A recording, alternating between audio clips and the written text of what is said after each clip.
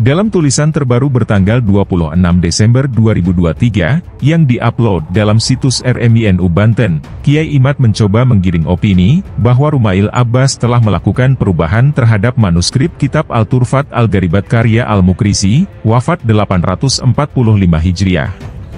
Kalimat min Arabi Hadromauta, dari Arab Hadromaut, dirubah dengan berbagai alasan menjadi, min Gorbi Hadromauta, dari Barat Hadromaut.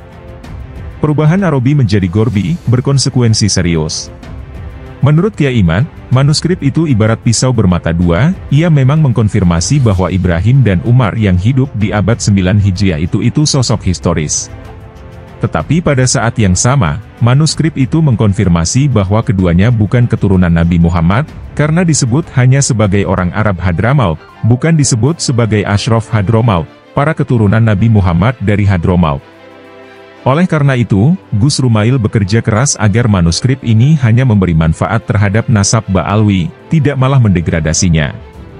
Caranya telah didapatkan, yaitu dengan merubah kata Arabi menjadi Gorbi, dengan alasan titik pada huruf Ain ini sengaja tidak ditulis, sebagaimana beberapa huruf lain yang seharusnya ada titik, tetapi titiknya tidak ditulis.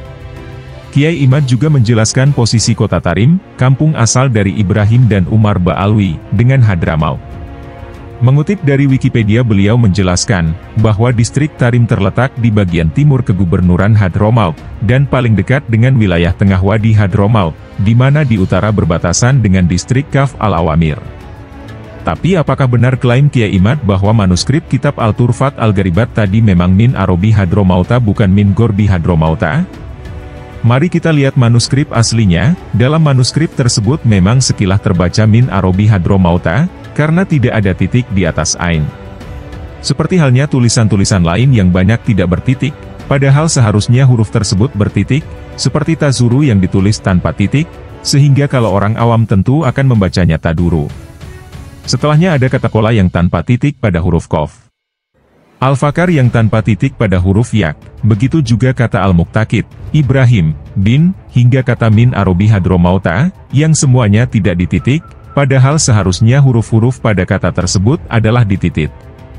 Lalu bagaimana kita bisa tahu bahwa yang benar adalah min Gorbi Hadromauta bukan min Arabi Hadromauta? Kita akan lihat kitab Al-Turfat Al-Gharibat karya Al-Mukrisi yang sudah dicetak, pada halaman 20 tepatnya, pada bagian hurafah min rojulin min Kobilati Al-Ba'alawi. Dalam teks tulisan tersebut tertulis dengan jelas kalimat min Gorbi Hadromauta. Redaksinya adalah sebagai berikut. قال أبو بريك وأخبرني الفقيه المعتقد إبراهيم بن الشيخ عبد الرحمن بن محمد العلوي من قبيلة يقال له أبا علوي من غرب حضرموت أنه جلس يوما عند أخيه الشيخ عمر بن عبد الرجمن بعلوي. Abu Buraik berkata, seorang wali yang bernama Syekh Ibrahim bin Syekh Abdurrahman bin Muhammad Al-Alawi, dari kabilah yang disebut Abu Alawi dari Barat Hadramaut, sedang duduk bersama saudaranya Syekh Umar bin Abdurrahman Al-Ba'alawi, bahwa dari naskah tersebut sangat tertulis dengan jelas, bahwa yang benar adalah min Gorbi Hadromauta bukan min Arabi Hadromauta. Pada naskah yang divalidasi Al-Makrisi tertulis tanpa titik, Arabi, sedangkan pada naskah berbeda tertulis dengan titik, Gorbi, dan keduanya akan mendatangkan kesimpulan berbeda. Naskah Al-Makrisi berarti, orang Arab Hadramaut, dan naskah lainnya berarti Barat Hadramaut, yang secara geografis mengindikasikan kota bernama Tarim.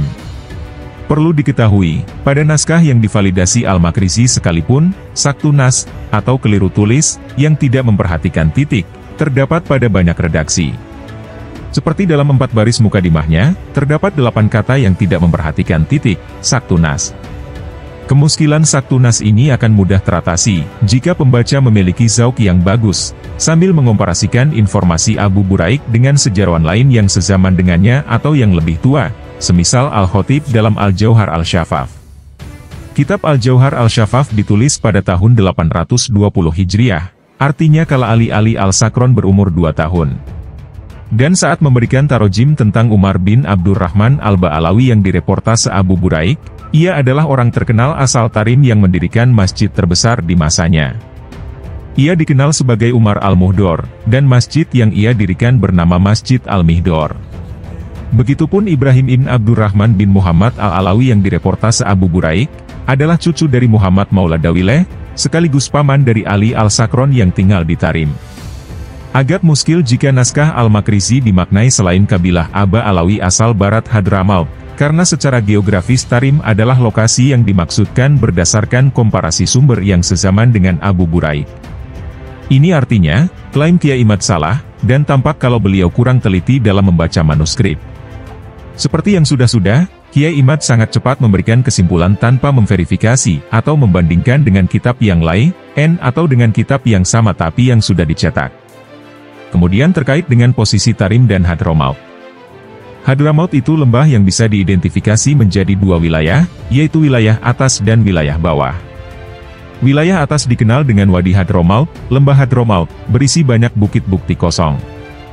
Dan lembah Dawan itu berada di dekat Tarim, sebelah barat Hadramaut. Dalam peta di bawah, lembah Hadramaut itu di wilayah atas, atau utara, dan Tarim memang secara presisi tidak bisa disebut barat Hadramaut, tapi barat daya.